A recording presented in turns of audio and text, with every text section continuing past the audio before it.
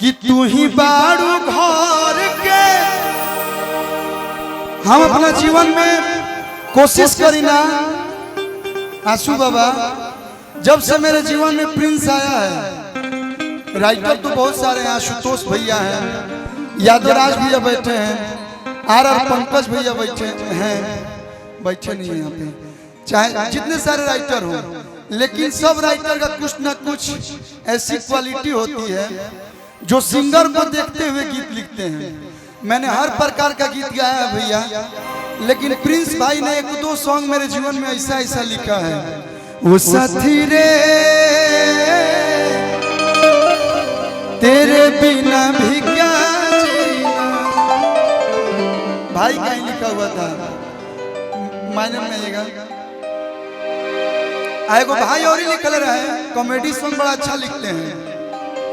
आस्था जी रलियो में कि लो भरता हरे जदी रोई, dedicated by Dimple Singh, featuring by Astha Singh. कि लो भरता हरे जदी रोई, ताहारा लइका ना होई, कि हाला जो है मसरख में होई, हाला जे देवरिया में होई। बगले में बलिया बैजल हाला होई, पहुंच जाई नदियों, बगले में बक्सर भी बा।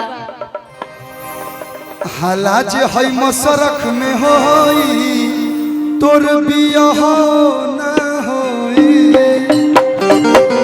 इसीलिए लवर लोग का दिल मत तोड़िए, सब लोग को साथ बनाए रखिए। कि तू ही बारू घर के, एक लाइन गाने दो। मलकिनिया हमारे सार के,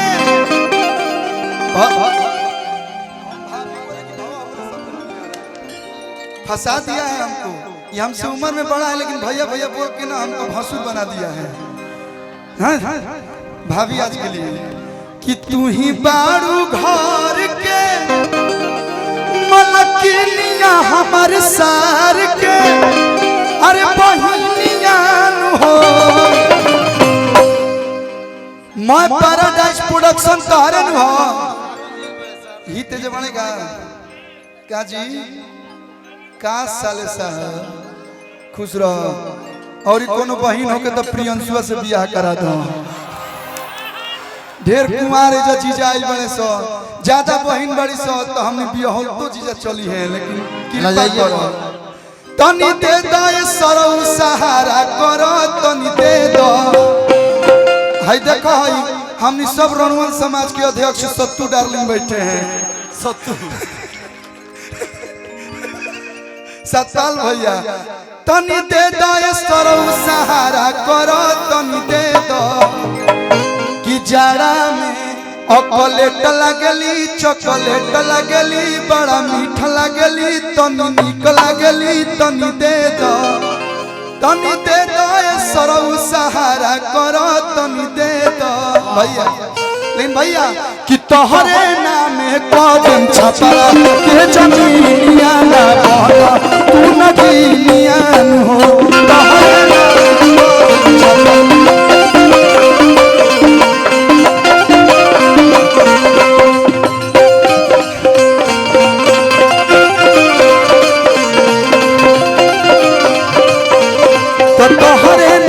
भैया। देखिए एजा केहू प्रोग्राम करे नहीं खेल, सब लोग अपना माहौल में मस्ती मजाक करे होता है। का करी है दादा, का करी है दादा, का कोई जाड़ा में रड़ुआ, का करी अरे का करी है दादा, का करी है दादा, का कोई जाड़ा में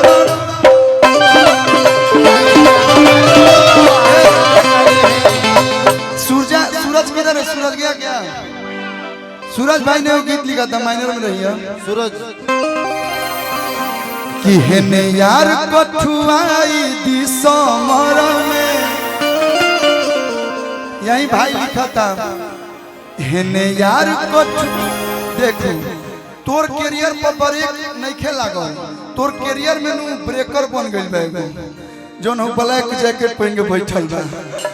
तू तोर गाना बना के भेजते नहीं के तू का हम करी। इने यार कठुआई दिसमर में आ तू भतार संगे सुतबू कमर में।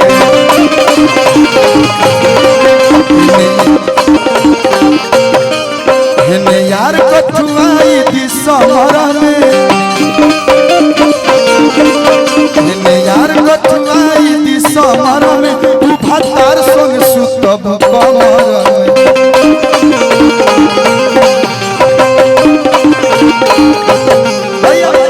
ज्यादा गाना ज्यादा ना, एगो हम चाहतनी कि एगो नयका गाना पर डांस हो जाओ, हमार सब भाई के मन बा। एकरा बाद हम जाइब ना, अभी हम अभी खाई पूरी बुनिया बनल हो जौन भी भेज में, और खा के तब हम जाए।